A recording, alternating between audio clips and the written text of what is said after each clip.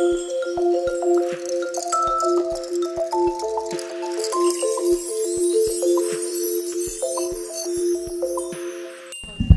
morning, everyone. My name is Kathy Bowser. I'm a member of the Board of Directors of the Coalition for Aging LGBT. And we welcome you to our second annual summit meeting. Now, we're going to be focusing in this session on understanding the unique transgender aging needs and possible discrimination. And I wanted to let you know a word from our sponsors. We have two sponsors, Portia Cantrell and Tanya Carter. Portia's on the board, and many of our board members decided to become sponsors, so we appreciate them very much. So the goal overall of the summit is to further explore the needs of the aging LGBT community. In here, we're going to focus on the transgender community and those unique needs of aging transgender people. And we're also going to be talking a little bit about some solutions to these needs, challenges, problems, issues, concerns that our panel will bring up, because the coalition wants to be sure that when we sit down to make our plans into 2017, we have the information from the community to devise plans that will meet some of these needs, all right? So Bob over here is going to take some of our ideas after talking and listening for a while. Then we'll ask you to be part of the solution to come up with your ideas too. And Bob will capture your ideas, not in whole sentences, but just by key words, okay? So that's the way we will go. That's our format.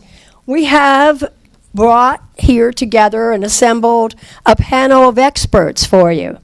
And I am going to just briefly introduce 2 out of 3 of them, and one of them is going to introduce herself, all right? Our first panelist here is Michelle Stafford. Michelle is currently on the board of the Transgender Education Network of Texas. She's a retired Baptist pastor. There's a piece of information that makes you really think, doesn't it? Yeah. So she has some experience in talking to folks that have issues with transgender and with LGBT around religion. And on the end, we have Dr. Oliver Bloomer. Dr. Bloomer's been involved in service to the community, educational speaker for over 30 years. He's currently an advisor to the Transgender Education Network and National Out and Equal Transgender Advisory Committee. Now, one of our panel members was unable to be part, our original plan, was unable to participate today. And at 11 o'clock, not last night, but the night before, we recruited, thanks to Oliver, another panel member, Joanne Donaldson. So, Joanne, in addition to your name, tell us 2 or 3 things about you. All right, I am, if you haven't guessed, a trans woman. I'm 68 years old. I started transition in 2006, finished in 2011. I spent 22 years with the DEA as a computer specialist, and the last 2 years of my DEA was spent in Washington, D.C. as Joanne. I transitioned on the job. When I retired, I had the opportunity to become a member of the White House Diversity Council, whose chairman is Michelle Obama, and I served 2 years on the Diversity Council, working on various projects for the LGBT and the trans community nationwide until we moved back here to Dallas. Thank you so much. We appreciate that. Everyone else's bio is in your handbook, so you can get all the detail on Dr. Bloomer and Michelle and me. We're in there. So thank you. Thank you so much for jumping in with us, Joanne. So let's begin, and we'll start with Michelle. question for you, Michelle.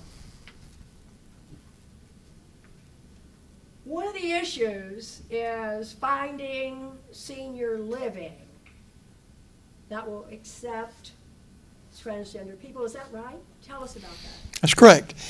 I first got involved a number of years ago trying to find some housing for a friend of mine and began calling around in the metropolitan area of Dallas and Fort Worth. And when they found out that she was transgender, it was just a flat no. There were no ifs, ands, or buts about it. And that was long enough ago that they could just say no. Okay? We couldn't find anywhere. And money was not a problem. Okay? She was a retired banker. She had money. You know? Not too long ago, checking around for another trans woman with the same, pretty much the same results. Recently, I've been checking around for me, just kind of trying to plan ahead, and they've gotten a little smarter now in Texas. Now I know that we're legally covered under federal law. Federally, they can't say no because you're transgender. That doesn't, here in Texas, that doesn't mean a whole lot. You'd have to go to federal court to get anything done.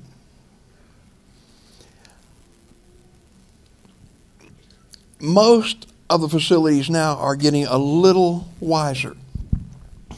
I called one place and said, you know, my wife and I are just shopping around.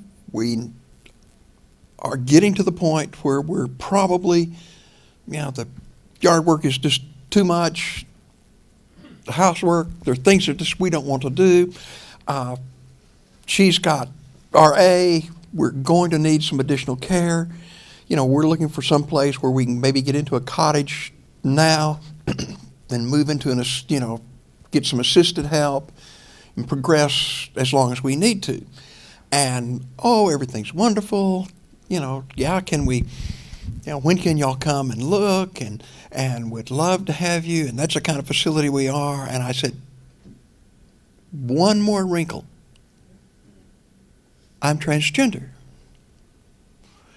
Well, we'd still love to have you come and look, but we do have a waiting list, and I don't know how long it would, you know, they're learning. All of a sudden, we've got this big, long waiting list, and you can't come. Even if you do manage to get in, the majority of the trans community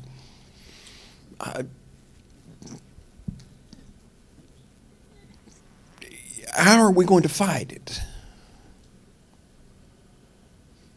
You know, especially with the Texas government we have.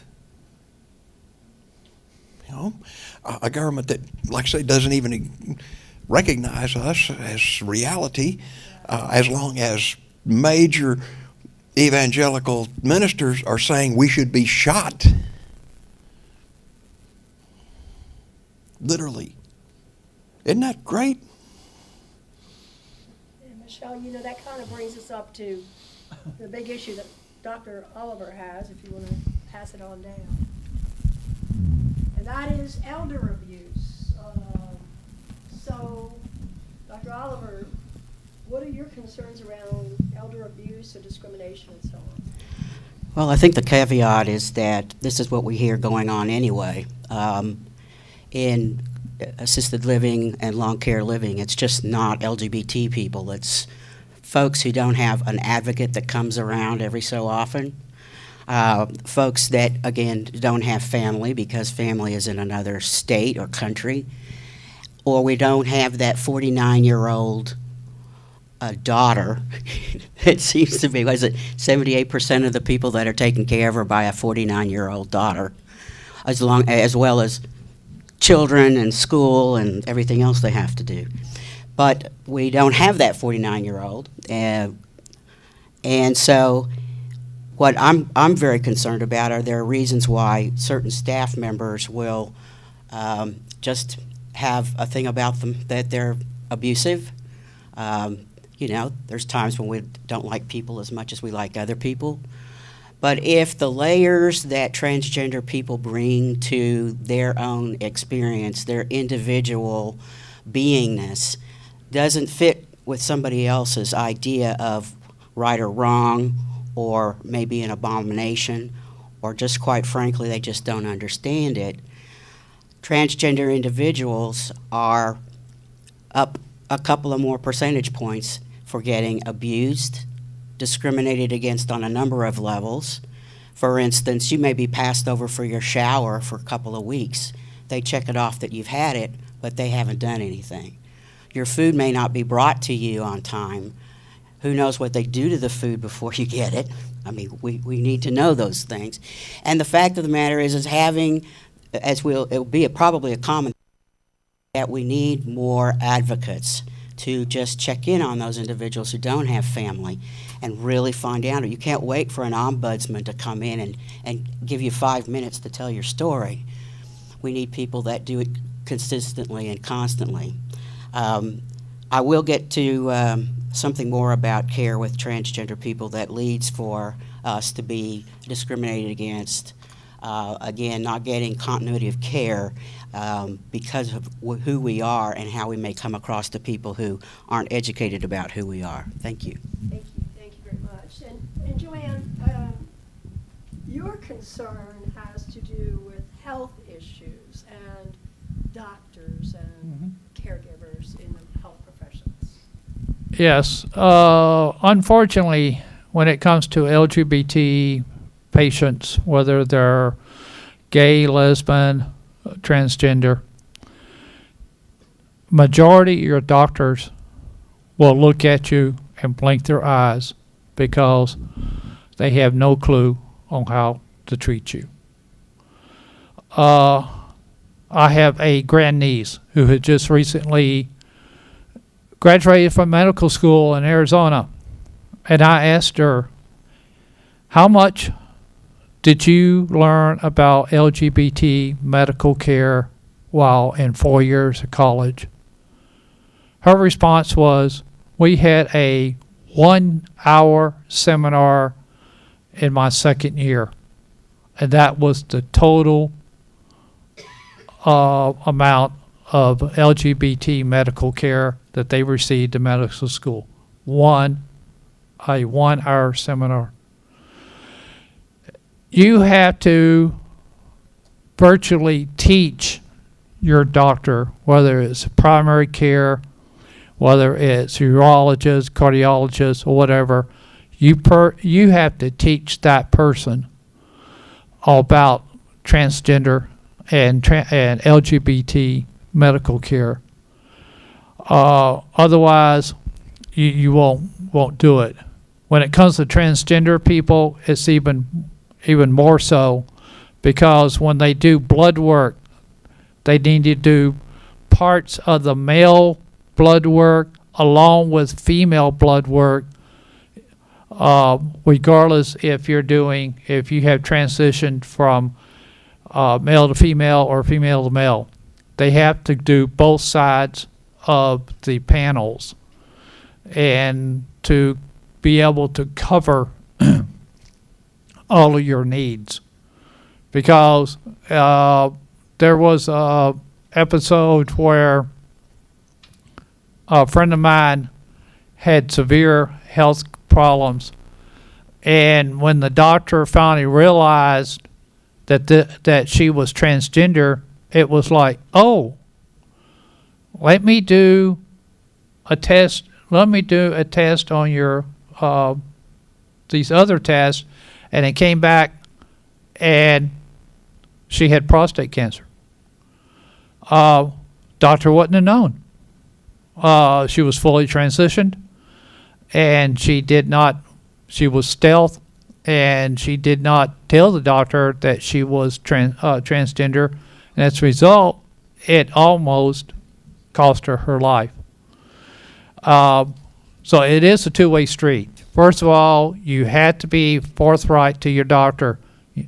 You go to your doctor, and you tell them, I'm a transgender woman, and I have certain medical needs that transcends both sides of the line, and you have to work with your doctor to do that. The long-term solution of this is that we've got to get programs into the medical schools that cover this issue a lot more, so that when they come out of the medical school, they will have that. Fortunately, my grandniece and I worked together. I even got her, sent her Oliver's information so that she could correspond with Oliver, and she learned a lot more about LGBT health and trans health in particular, because I'm her favorite aunt. And she now has the ability that when she goes into private practice, and she does it in Fort Worth or Dallas, I can guarantee her a very large number of clients. Thank you. That's great. Med school was the other thing. Yes.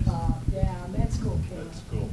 Okay, and there are other concerns and issues. We'll get to solutions here in the second half, okay? So, Michelle brought up a need for some specialized legal documentation in one of our conversations, and I believe Dr. Oliver was in on that too. So, what kinds of things are concerns there? What kind of specialized legal documentation are we looking at?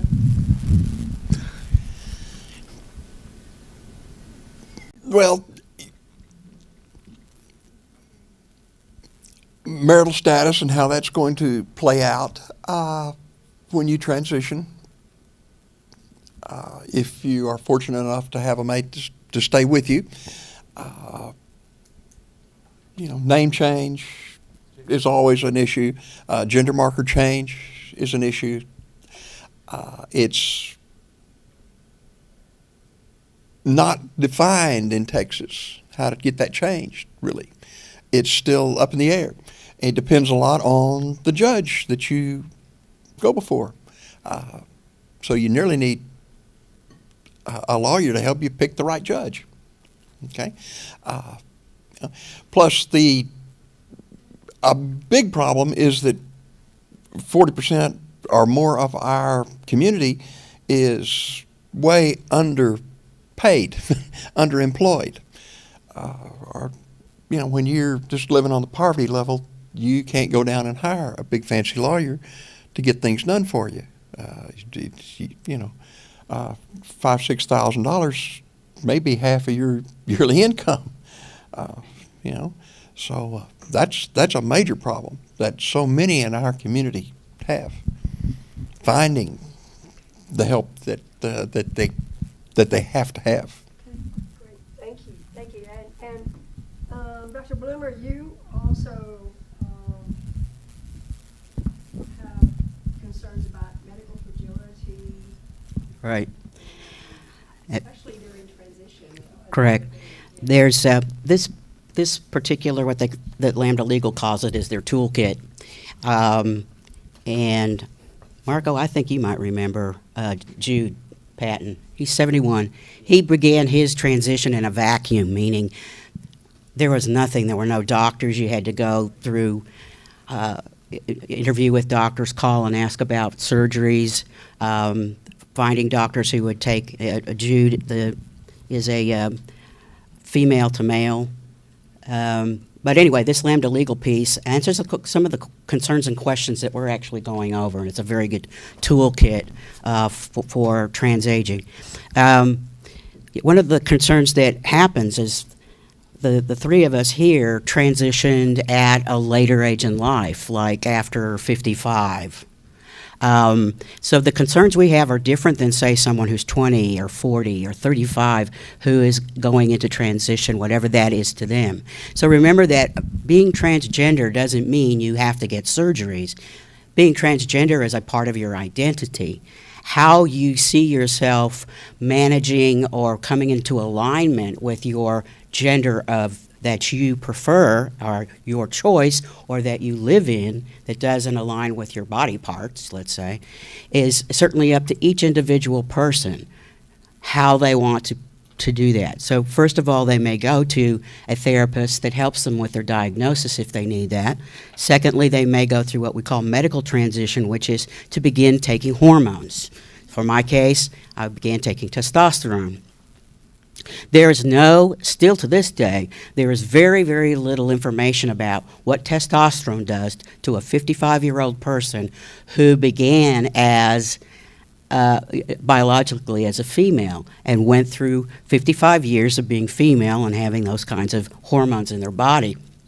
So there was no place to go, there was no research. It's all extrapolating information from biological males and trying to apply it to a body that has been living with estrogen and progesterone, with a lot smaller capillary system, a smaller heart, okay, not as much muscle mass, those kinds of things. And now you're going to put in testosterone, which actually hypertrophies all of those particular systems. And so, for one of the things with myself is that over the period of taking testosterone, my heart has enlarged. And I began to get high blood pressure. And there's no high blood pressure in my family. So these things are what does it do to the vascular system, et cetera. So when we talk about fragility, when an individual is making that decision to go forward with whatever part of their transition, medical or the surgical, meaning that in my particular case, the most important surgery for me that was even affordable was to have what we call top surgery, the removal of the breast tissue, or what we call chesticles. And so to have that done, and if you're over 55 or 60 and you finally want to get rid of them because they're down to your knees now, right?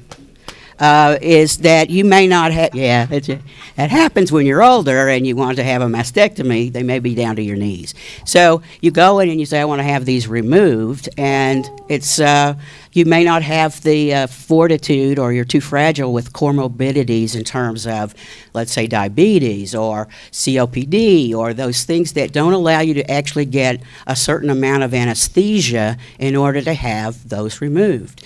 The second part of that for a trans man is whether or not you have plumbing changed downstairs. Okay? So that's expensive. It can run you anywhere from $30,000 for the whole Monty. It's going to be around $250,000, and that's you can buy a small home and a yacht and those. So to know that the bottom line here is right now in the United States, the average person who is in their elder years doesn't have the money to pay out of pocket for any of those surgeries. And so when you come into a nursing home or long-term facility and everything says male and everything looks male, and then someone comes to change your diaper for the first time, they're going to have a shock. And it's there that things can go downhill. So I just wanted to paint that picture because I know we didn't have time for Trans 101, okay? So thank you. Thank you very, very much. And Joanne, there are a lot of veterans involved, and there are changes now, but what are the issues for trans veterans and the medical community? There's been a lot of changes, especially in the last 2 weeks. I am a veteran. I served 8 years in the Air Force. Spent 2 tours in Vietnam. And there's been a lot of changes. The VA started a program to help trans veterans starting about 5 years ago, 5 or 6 years ago. They now have a there is a not a pamphlet, but a directive that you can download and print out on transgender care, specifically transition care under the VA. The VA will now, if you supply them with a court order and a special letter from your doctor, will go ahead and change your name and gender marker. But what they do is that if you, like for myself, they put a T, the letter T at the end, beside your new gender. And the reason they do that is that when you go down to the VA for medical care, the first thing they do is they do labs. They send you to the lab and they draw blood and urine and do a whole row of medical tests. As soon as the lab technicians, when you check in, when you hand them your VA card, they run it through the computer. It comes back. It says veteran, female with the T. They know right immediately that they have to use the new protocols that are now in place for doing labs. And they know that they have to do both male and female protocols.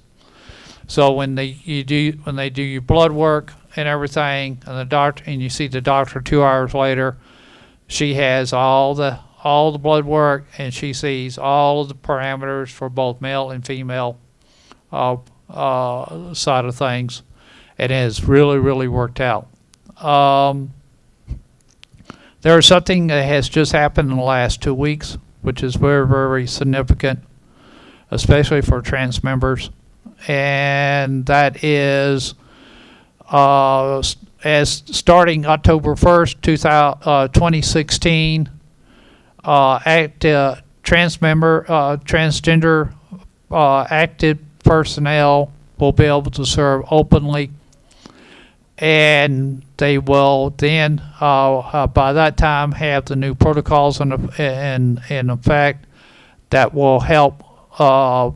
There are medical protocols, administrative protocols, but they are going to allow gender reconstruction surgery in the military for these individuals. That they will pay for, the VA will pay for? No, this is active military. Active military.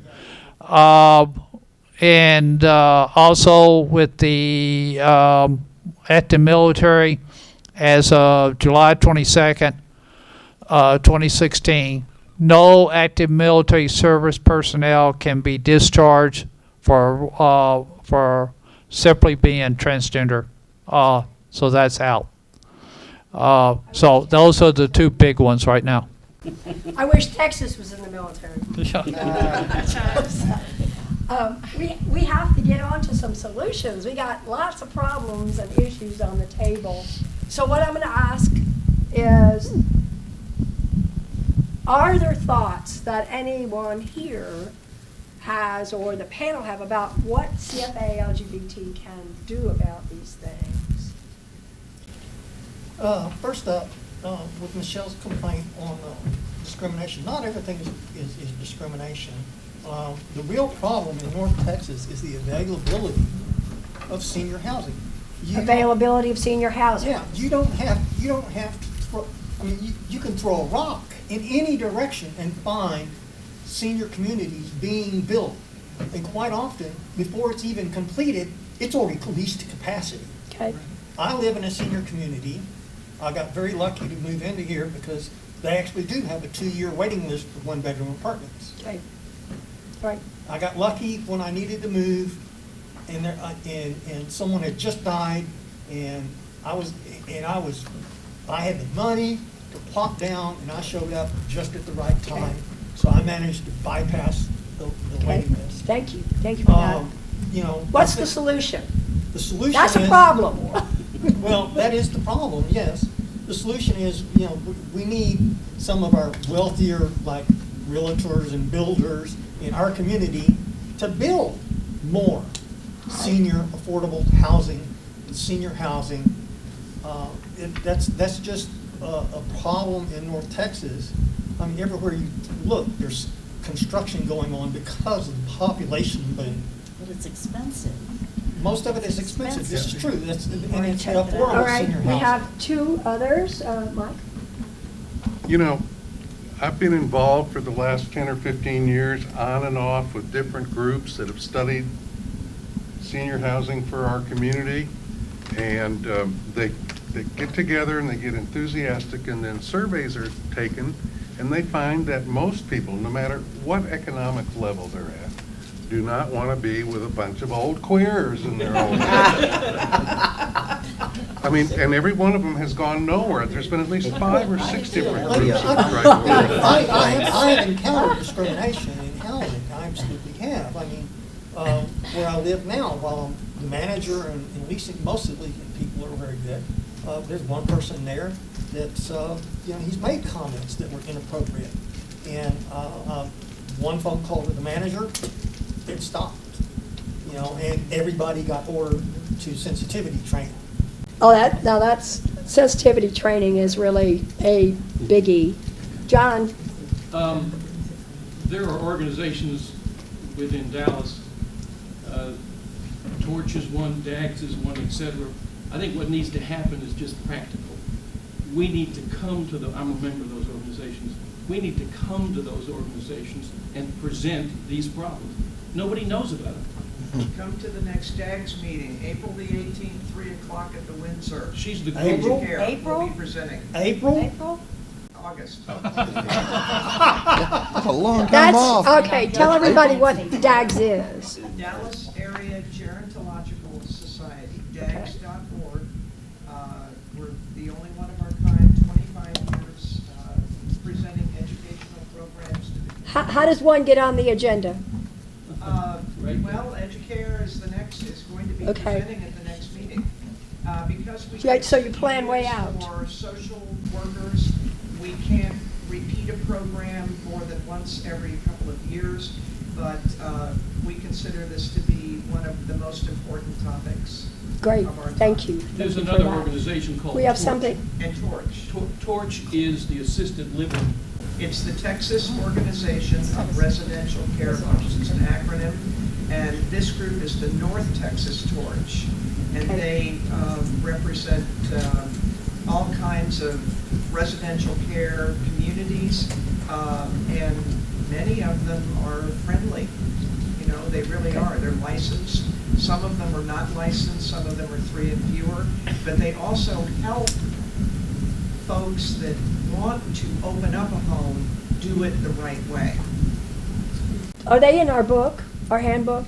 I don't believe Torch is. Okay, we need to get Capture Torch. Right. And back here? Yeah, so my name's Ricky. I'm with the senior care provider. We do at home. But the reason I'm maybe bringing these up is it is always an economics thing as a business owner. You're always looking at it. It's not about always being discriminatory. It's like how can you make money and things like that. And so it may be one of the reasons it makes it harder for them to do the housing is that just like you said, getting the things that associated with. Maybe some practical things could be maybe like in-home care. And I'm not trying to plug anything. I'm just saying it as an option. In-home care. And the reason I bring that up is it's not that people don't want to be around old queers. People don't want to be around old people, right? I mean, that's one of the things like I talked about. When we talked about them coming down and there were some nice facilities and they said, I don't want to be around a whole bunch of old people. Right? So maybe those are some other alternatives. And then another thing for me that I could say is the previous owner had presented, this is the reason I'm here today, about this, and I wasn't aware of it. And honestly, I mean, it's really disheartening. I mean, I almost broke out into tears hearing you talk about that. And I just think the more that you educate other folks about that, and maybe they may resonate with them, and at least can start progressively thinking about ways to help out. All right, thank you. We have one back here first. As a solution, one thing is to partner with other organizations that are not LGBT. I'm a proud member of LULAC, League of United Latin American Citizens. LULAC is not a LGBT organization, but I'm also a member of the Dallas Rainbow Council, which is the first LGBT council within that organization. LULAC addresses issues of housing, and they're a national organization. And coming to this meeting and this summit the first time, it's the same. You could be all brown people and we would have the same conversation. So what we need to do is build those partnerships there, because we have a strong organization and we do that now. We include resolutions and initiatives that include the LGBT community. And with more power, more people, you have a stronger message and people listen to. I love that I come to a meeting with my transgender brothers and sisters and then meet these people and say, and you know what, LULAC has a concern. And then they go, what's LULAC doing here? Why are they here? Hey guys, we can't play with them. You know, I've heard that. You know, we need to do something here, because if they get involved, we're going to have other issues. So are you saying we should come to LULAC meetings and make a presentation? You're more than welcome to come to LULAC, because you don't have to be Hispanic. That's right. Yeah. Yeah. But if you are straight, I'll buy you a drink. I was going to say, with a margarita in hand. Oh, yeah. So those partnerships is what we need Little to do. tequila there. I'm sorry. Okay, I think our time is taken. I hate to skip somebody, but our time is taken. So we have to wrap. I want to thank everybody for being in this room and being a part of this conversation. We have another round, and I don't know if you take a look in your handbook about where you're going next, what room. The panel is going to room 102, so we're going to do this again. Right, we're 102.